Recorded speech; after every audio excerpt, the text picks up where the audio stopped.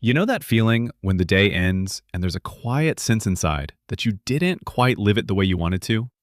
On the surface, everything seems fine. You did your tasks, you talked to people, some things even worked out. But there's this subtle feeling like you're watching your life slightly from the outside. Over time, people start to assume the problem is willpower, that you just need to try harder, be more disciplined, be tougher on yourself. But most of the time, that's not it. Sometimes the problem isn't motivation. It's that your nervous system is exhausted from living in constant tension. Real change in life rarely begins with loud decisions. It begins with quiet, repeated actions. The kind that slowly convince your brain, it's safe now. We can do this differently. The first habit is reclaiming your attention. For most of the day, your attention is scattered. Notifications, thoughts, parallel tasks. Your brain is constantly switching, and that quietly drains you.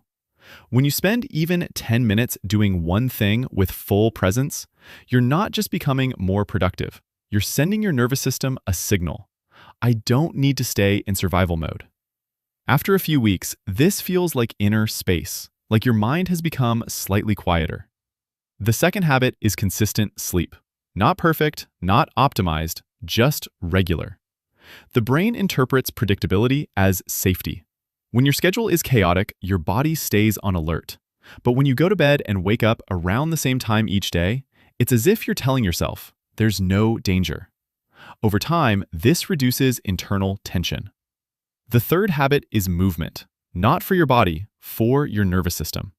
Stress is energy designed for action, but we barely move, so the tension stays inside.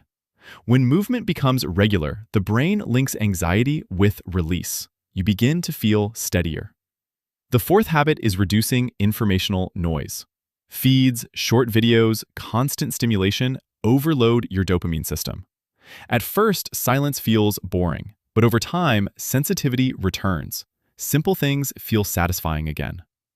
The fifth habit is honesty with yourself. What am I feeling right now? Without analysis, without judgment, just notice.